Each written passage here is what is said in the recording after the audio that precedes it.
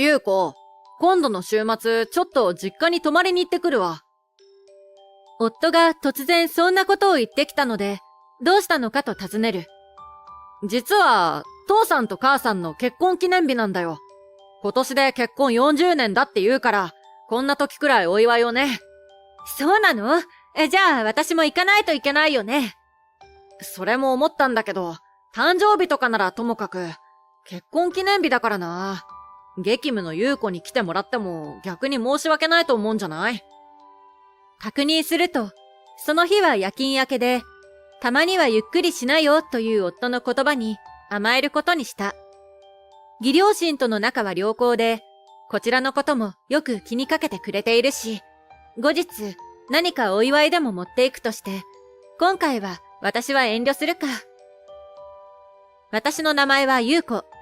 32歳で看護師をしている。夫の健介とは出会って3年。結婚してからは2年が経つ。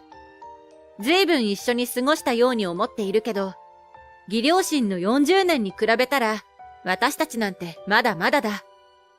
義両親はとても仲が良く、2人で出かけては手をつないで散歩するような夫婦。両親が離婚している私にとっては理想の夫婦だ。いつか私も健介とそんな風に過ごしていけたらと思っていた。金曜日、夫は何やら買い物をして帰ってくる。明日は実家で料理を作るんだ。料理が趣味の夫は張り切っている。食べられればいいと思っている私に対して、夫はいかに美味しいかを追求するタイプ。普段から料理は当番制で、確かに夫の料理は美味しい。でも、いい素材を使えば美味しいのは当たり前。それに、料理を使った鍋やボウルはもちろん、食べた後の食器の片付けまで全部私にさせる。片付けまでしてほしいと何度も言っているが、どうにも聞き入れてもらえない。後片付け、お母さんにやらせないようにね。せっかくのお祝いなのに面倒な後片付けだけ残されたら、お母さんがかわいそうだ。私がそう言うと、夫は、ああ、はいはい。と、右から左に流す。少しイラッとしたけど、じゃあ、お父さんとお母さんによろしくね。と言って、夜勤の準備をして家を出る。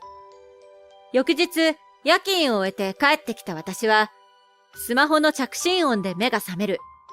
画面を見ると、お父さんからだった。夫が義実家に行っているはずだし、いつも連絡をくれるのはお母さんなのに。電話に出ると、お父さんの慌てた声が聞こえてきた。ああ、優子ちゃん、母さんが倒れた。どうしたらいい？え？私は飛び起きてお父さんに質問をする。いきなり倒れて、体が熱いという。この時期だし、熱中症かも。意識が朦朧としているようなので、救急車を呼ぶように言い、搬送先が分かったら連絡をもらうことにした。私はとにかく義実家に向かおうと、車で40分程度の距離を急いだ。出かけに夫に電話をしたけど出ないし、折り返しもないので、夫への連絡は諦めていると、お父さんから連絡が来た。やはり熱中症のようで救急搬送されたという。病院に着くとお父さんがいた。お母さんは大事には至っておらず、今点滴をしているというので病室に向かう。ところで、健介は病室ですか？すると、お父さんは不思議そうな顔をする。優子ちゃんと一緒じゃなかったんだな。先に健介に電話したんだけど、繋がらなくて。それで優子ちゃんに電話したんだ。てっきり健介が運転してると思ったから。それを聞いた私も疑問に思って眉をしかめた。だって、健介そっちに行ってたんですよね。今度はお父さんが眉をしかめる。しばらく私たちはお互い疑問符を飛ばしながら歩いていたが、病室について会話は中断された。お母さん、大事に至らなくてよかったですよ。そう言うと、いつもより元気のないお母さんが笑う。わざわざごめんね。今日はお仕事は？昨日は夜勤でちょうど家にいたんです。ところで、健介は仕事？お母さんにそう言われてハッとした。お二人の結婚記念日だから料理を振る舞うんだって出て行ったんですけど、私たち三人は視線を交わし合う。何かおかしいと思いながら、もう一度夫に電話をかけると、ようやく繋がった。あ、よかった。あなた今どこにいるの？すると、とんでもない答えが返ってくる。実家で手料理作って親孝行中だよ。確かに電話越しに包丁の音も聞こえる。私はとっさにごまかした。そうか。ちょっと寝ぼけちゃったみたい。ごめんね。仕事で疲れてるんだろ。お前は仕事だって言ってあるし、ゆっくり休みなよ。夫は義実家にいるという。でも、義両親は今、私の目の前にいる。じゃあ、夫は一体誰のために、どこで料理をしているのか。まさか、浮気なんてことは、そんな素振りなかったのに。私は記憶を掘り起こす。でも、革新的なことは思い浮かばない。強いて言えば、帰りが遅いことが増えたのと、少し前にビールとチューハイを買ったコンビニのレシートを見つけたくらい。夫はビールしか飲まないのに、なぜチューハイと思って聞いたけど、同僚と帰りにコンビニでお酒を買って愚痴大会をしていたと言われたので納得していた。それだけでは決定的な証拠にはならないだろう。私がそんなことを考えていると、心配したお父さんが病室から出てきた。何かあった？健介は来るのか？急な仕事で会社に顔出してるみたいです。トラブルがあったらしくて、今日は帰れないかもって。私はとっさに嘘をつく。ああ、そうか。優子ちゃんも悪かったね。もう大丈夫そうだし、家でゆっくりしてよ。と、お父さんが言うので、私はうなずいて自宅に戻る。仮に夫が浮気をしていたとして、私はどうするべきなのだろう。夫が戻ってくるなら、知らないふりをしていた方がいいのかも。夫のことは好きだし、義両親ともうまくやっている。夫は私に対しても仕事や体調のことなど、いつも心配をしてくれる。私は悩みながら帰宅して、少し夫のことを探ってみようと思い、夫の部屋に入った。でも、いつも私も出入りしているし、特に怪しい気配もない。リビングに戻ると、パソコンが目に入る。私は自分用のノートパソコンがあるから、ここにあるものは使わない。もしかしたら何か見つかるかも。インターネットの履歴を見ると、旅行サイトを見ていたようだ。調べていたのはキッチン付きのホテル。だから食材を買い込んでいたのか。それをもって浮気相手と旅行？でも、私はまだ夫のことをそこまで疑ってはいなかった。今日のことだって、もしかしたら友人たちとの集まりかもしれない。私が仕事をしているのに自分だけ遊びに行くというのが後ろめたくて義実家に行くと嘘をついたのかもしれない。そう思ったけど、次の瞬間、その思いは崩れ去る。ブックマークに写真を保存できるサイトがあった。恐る恐る見てみると、そこには決定的な浮気の証拠がある。夫と女性が写っているものがたくさんあり、デートスポットや遊園地、旅行に行ったような写真ばかり。中には裸が写っているものまであった。しかも私たちが結婚した直後から始まっている。ということは、私は2年もの間、夫に騙されていたということだ。それに気づいてしまったら、もうこのまま生活するのは難しい。メールのやりとりも発見した。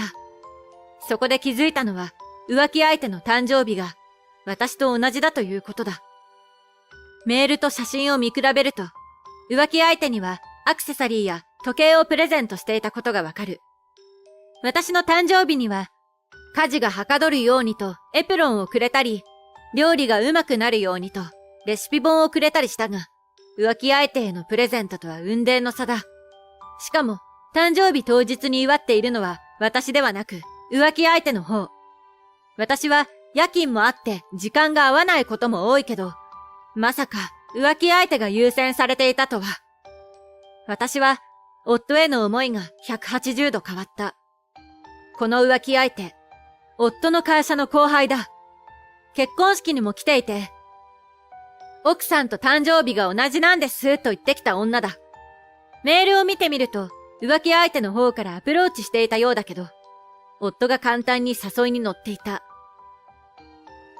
私は収入もそれなりにあるし、病気になった時に文句も言わずに看護してくれるから、とりあえず離婚する気はない。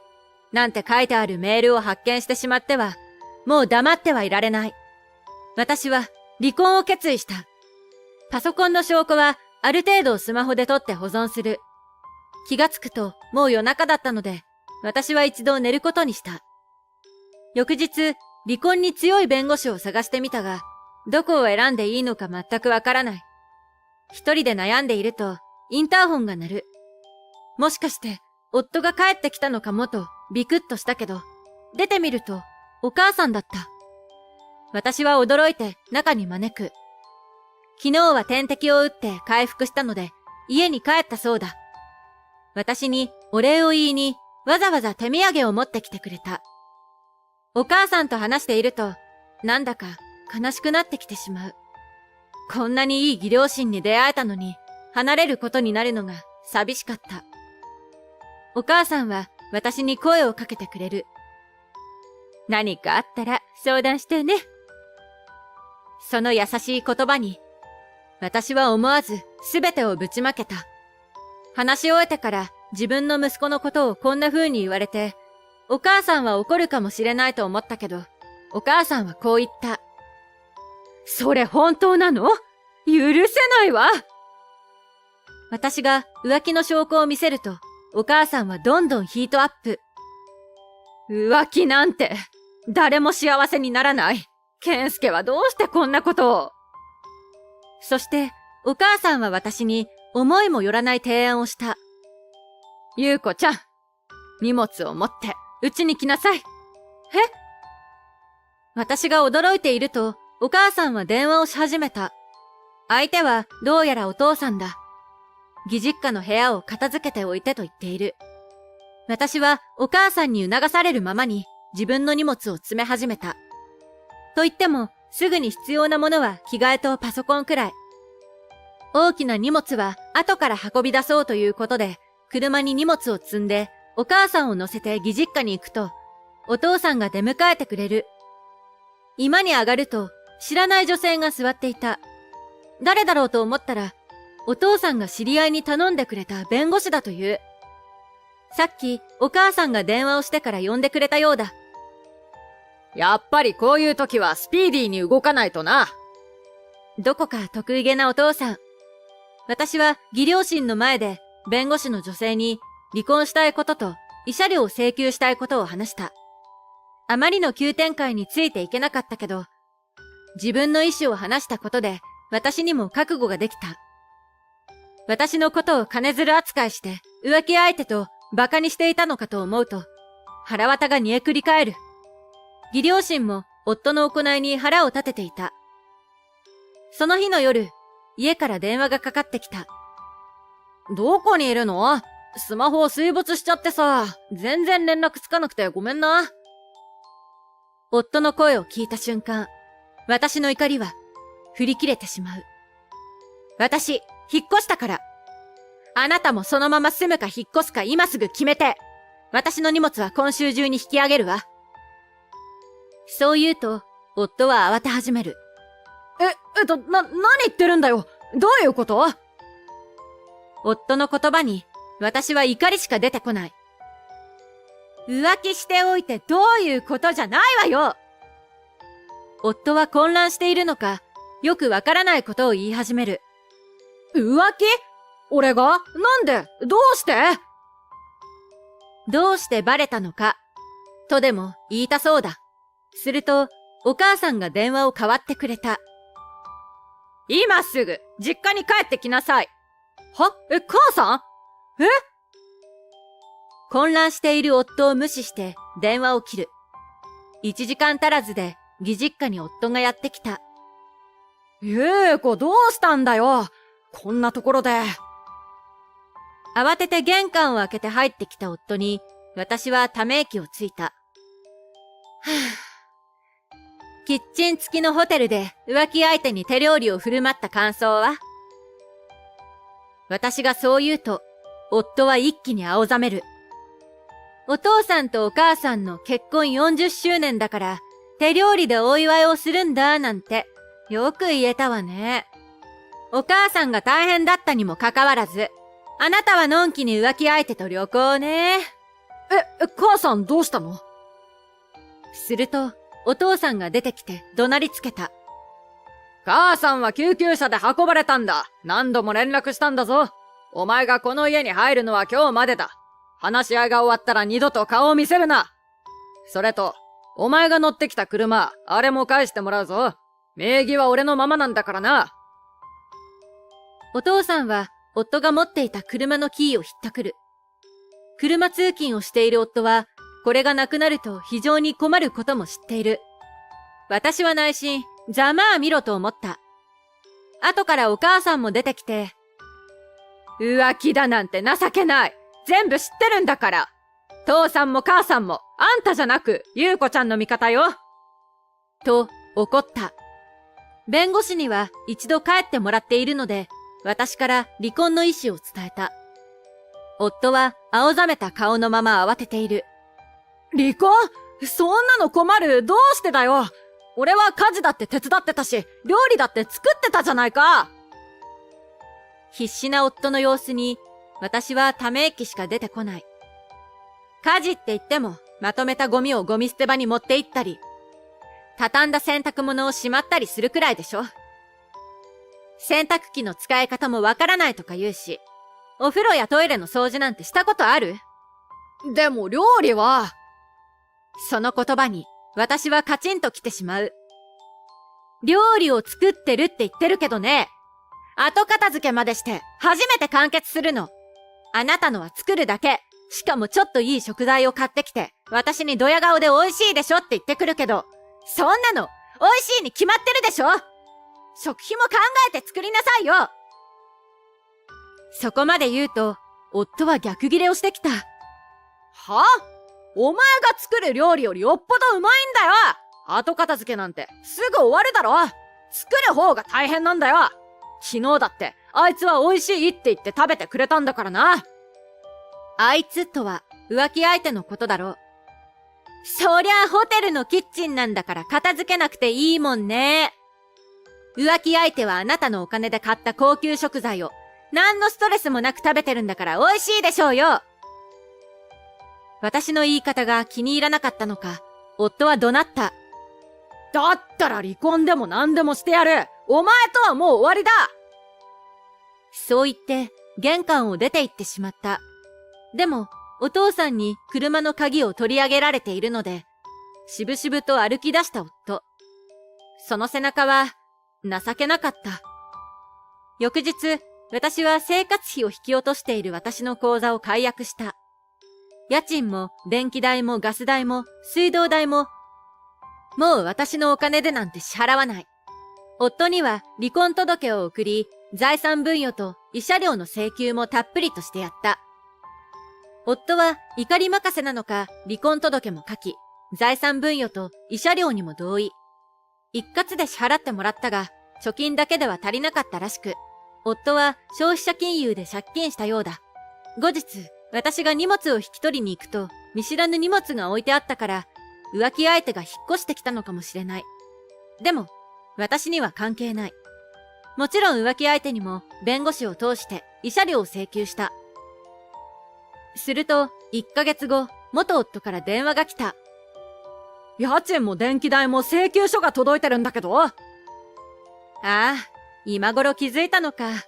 そりゃ引き落とせないんだからそうだよね。当たり前でしょ。引き落としてた私の口座は解約したんだから。絶句している夫。どうして自分が住んでいないところの家賃を払わなきゃいけないのよ。今までより生活レベルは落ちると思うけど、自分たちで頑張って。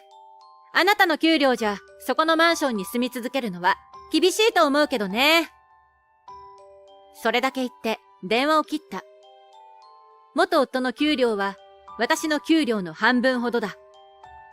家賃を払ったら生活費がほとんど残らない。実は私が足りない生活費の大部分を出していたのだ。その後、元夫から復縁要請が来たけど、もちろん無視している。義両親の話によると、会社に居づらくなって辞めたと義実家に来たけど、お父さんが追い返したそうだ。その頃には私はすでに義実家を出てマンションを借りていた。元夫とは連絡も取っていないけど、義両親はたまに連絡をしてくれて、今でも良好な関係だ。義両親が手をつないで歩く姿を見て、私もいずれこうなれる人を探そうと心に決めた。